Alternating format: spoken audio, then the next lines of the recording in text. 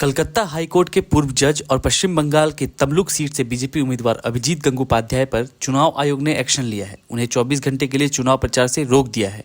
अभिजीत गंगोपाध्याय पर चुनाव प्रचार में विवादित टिप्पणी का आरोप था। लोकसभा चुनाव से पहले इस्तीफा देकर बीजेपी में शामिल होने वाले अभिजीत गंगोपाध्याय जज रहते लगातार सुर्खियों में रहते थे। बंगाल में शिक्षक भर्ती केस पर उनके फैसले के बाद ममता बनर्जी सरकार से ठन गई थी। गंगोपाध्याय पहले जज नहीं हैं जो इस्तीफा देकर चुनाव लड़ रहे हैं।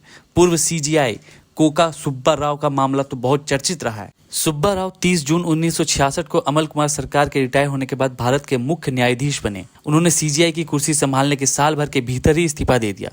उस वक्त उनके रिटायरमेंट में 3 महीने का समय बचा था। सुब्बा राव ने सीजीआई बनने के कुछ महीने के भीतर ही गोकलनाथ केस में मशहूर फैसला दिया। कहा कि संसद के पास संविधान में दिए गए मूलभूत अधिकारों को छीनने का कोई अधिकार नहीं है। सुप्रीम कोर्ट का यह जजमेंट एक तरीके से सरकार की हार कही गई। 1967 में उसी साल देश में चौथा लोकसभा चुनाव हुआ और कांग्रेस 283 सीटों के साथ सत्ता में लौटी। इसके ठीक 2 महीने बाद सुब्बा राव ने इस्तीफा सौंप दिया। कोका सुब्बा राव उन दिनों संवैधानिक अधिकारों पर खुलेआम बोलते थे। उनकी पहचान एक मुखर जज की थी। इस्तीफे के बाद मीनू मसानी की स्वतंत्र पार्टी ने उन्हें यूनाइटेड अपोजिशन की तरफ से राष्ट्रपति चुनाव लड़ने का आग्रह किया। राव के मुकाबले कांग्रेस ने जाकिर हुसैन को कैंडिडेट बनाया।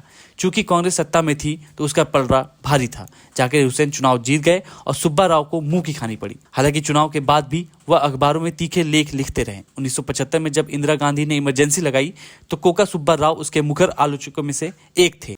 एक और मशहूर उदाहरण जस्टिस बहरुल इस्लाम का है, जो सुप्रीम कोर्ट के जज हुआ करते थे। साल 1983 के लोकसभा चुनाव से सिर्फ 6 हफ्ते पहले उन्होंने इस्तीफा दे दिया। इसके बाद कांग्रेस के टिकट पर असम के बरपेटा से चुनाव लड़े। बहरुल इस्लाम छात्र जीवन से राजनीति से जुड़े थे।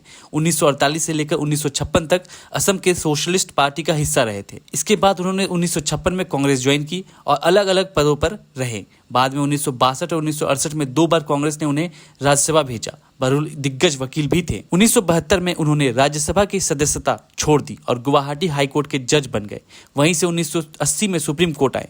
फरवरी 1983 में उन्होंने इस्तीफा दे दिया और अगले ही दिन कांग्रेस के टिकट पर नॉमिनेशन फाइल कर दिया। हालांकि उस वक्त असम में हालात बिगड़ गए और बारपेटा सीट पर चुनाव नहीं हो पाया। बाद में 1983 में ही कांग्रेस ने उन्हें तीसरी बार राज्यसभा भेजा था। बॉम्बे हाई कोर्ट के चीफ जस्टिस रहे MC छागला ने रिटायरमेंट के बाद राजनीति में एंट्री ली। 1958 में उन्हें प्रधानमंत्री जवाहरलाल नेहरू ने अमेरिका में राजदूत बनाकर भेजा। सांगली यूके में भारतीय उच्चायुक्त भी रहे। वापस आने पर उन्हें कैबिनेट मंत्री का पद ऑफर हुआ, जो उन्होंने स्वीकार कर लिया। MC छागला अगले 3 साल तक भारत के शिक्षा मंत्री रहे। फिर 3 साल विदेश मंत्रालय का जिम्मा संभाला। राजनीतिक कामों से छूटे तो फिर वकालत करने लगे। सुप्रीम कोर्ट के पूर्व जज VR कृष्ण अय्यर ने कभी कहा था, कानून बिना राजनीति अंधा होता है और राजनीति बिना कानून बहरी। CPI में रहते हुए वह पहले मद्रास और फिर 3 बार केरल विधानसभा के लिए चुने गए। 1968 में वह हाई कोर्ट के जज बने और 5 साल के भीतर सुप्रीम कोर्ट पहुंच गए। आमतौर पर हाई कोर्ट के जजों को सुप्रीम कोर्ट तक पहुंचने में 10 से 15 साल लग जाते हैं। 1987 में अय्यर ने विपक्ष के साझा उम्मीदवार के रूप में राष्ट्रपति चुनाव लड़ा। 11वें CGI रहे मोहम्मद हिदायतुल्लाह ने रिटायरमेंट से एक दिन पहले ऐसा आदेश लिखा जिसने रजवाड़ों से उनके सारे विशेषाधिकार छीन गए। इंदिरा गांधी सरकार उनसे खफा हो गई। 1977 में जब जनता पार्टी सत्ता में आई तो उन्हें कई आयोगों का प्रमुख बनाने की पेशकश हुई, लेकिन हिदायतुल्लाह ने मना कर दिया। राष्ट्रपति चुनाव लड़ने के लिए भी 3 बार गुजारिश की गई, मगर वह नहीं माने। हालांकि 1979 में वह अचानक उपराष्ट्रपति बनने को राजी हो गए। जब राष्ट्रपति ज्ञानी जैल सिंह हार्ट सर्जरी के लिए अमेरिका गए, तब 6 अक्टूबर से लेकर 31 अक्टूबर 1982 के बीच हिदायतुल्लाह ने राष्ट्रपति का कार्यभार संभाला। वह इकलौते ऐसे भारतीय हैं जिसने CGI, राज्यसभा के सभापति, उपराष्ट्रपति के रूप में और कार्यकारी राष्ट्रपति की भूमिका निभाई। KS हेगड़े 1935 में कांग्रेस में शामिल हुए थे। 1952 और 1954 में वह राज्यसभा के लिए चुने गए, मगर अदालतों में प्रैक्टिस जारी रखी। अगस्त 1957 में उन्होंने मैसूर हाई कोर्ट का जज बनने के लिए राज्यसभा से इस्तीफा दे दिया। जुलाई 1967 में वह सुप्रीम कोर्ट के जज बन गए, जब इंदिरा गांधी सरकार ने उन्हें और 2 अन्य जस्टिस JM शेलत और जस्टिस AN ग्रोवर को दरकिनार करते हुए जस्टिस AN रे को 1973 में CGI नियुक्त किया, तो इन तीनों ने इस्तीफा दे दिया। हेगड़े ने 1977 में जनता पार्टी के टिकट पर चुनाव लड़ा और बेंगलुरु नॉर्थ सीट से जीत हासिल की। जुलाई 1977 में उन्हें लोकसभा अध्यक्ष चुना गया। जनता पार्टी के टूटने के बाद वह बीजेपी में शामिल हो गए और 1980 से 86 तक इसके उपाध्यक्षों में से एक रहे। उन्होंने 1984 का लोकसभा चुनाव लड़ा लेकिन हार गए। 2020 में राष्ट्रपति ने पूर्व चीफ जस्टिस रंजन गोगोई को राज्यसभा के लिए मनोनीत किया था। उनसे पहले केवल एक पूर्व सीजीआई ही राज्यसभा सदस्य बने थे।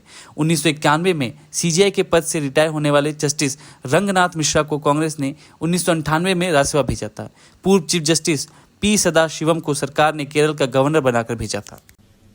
The next important area which I want to emphasize is the technological advancements which the Phase 3 document envisages. And this will refer to software development, the use of artificial intelligence, blockchain, and digital accessibility. We are conscious of the fact that artificial intelligence has the flip side as well. For instance, we would be very difficult and diffident in allowing artificial intelligence to tell us what sentence to hand down following a conviction in a criminal case. Many courts across the world have experimented with it. I don't think that we as judges would ever want to cede our discretion, which we exercise on sound judicial lines, in terms of sentencing policy. But at the same time, artificial intelligence is replete with possibilities. It's now par for the course in a hearing in the Supreme Court to have a record of 10,000 pages or 15,000 pages. Appeals which come to us from the specialized tribunals like the APTEL, the Electricity Tribunal, or the Competition Commission have huge records. How do you expect a judge to digest evidence in a statutory appeal in a record involving 15,000 pages? Artificial intelligence can prepare the entire record for you. Or, for instance, we have been using artificial intelligence for transcription of the proceedings in the Constitution bench of the Supreme Court. Simultaneously with the arguments, we have a screen in the court in which the entire oral argument is transcripted. At the end of the day, the transcript is provided to all the lawyers to clean up any errors which may have taken place. There were very funny errors which sometimes takes place. One of the arguments made by the lawyer for the petitioner was confused with the lawyer for the government of India. It was obviously cleaned up by the end of the day when the lawyers notice it, and then it is put out on the website for public consumption. But transcription is another AI-assisted activity which we are in the process of implementing. As you know, we are now launched into translation of judgments of the Supreme Court. There are about 34,000 judgments, core 34,000 judgments of the Supreme Court since independence. All of these judgments were digitized by providing an eSCR free of charge. And the idea behind this initiative, which I was pursuing since 2016, but I realized that some things can only be achieved when you become Chief Justice, because perhaps people listen to you better. I don't know what the secret to that is. Justice Muralidhar is also an example of that. But what happened is that I thought that we must put out our judgments which should be available free of charge. The private software developers provide great service. But why should it be that a citizen has to pay the kind of charges which are levied by private software developers when our law colleges are not resourced? Our lawyers in the talukas or the district courts are not resourced to pay for the software. In about 2 months after I took charge, we have all the 34,000 judgments now in the form of an eSCR. But we are not stopping at that.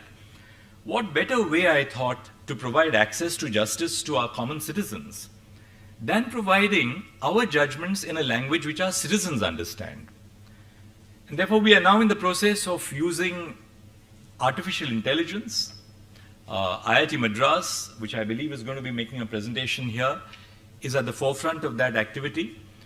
But we've also used our retired district judges across high courts to verify the correctness of the translation which is being made before these translated judgments are put out on the internet.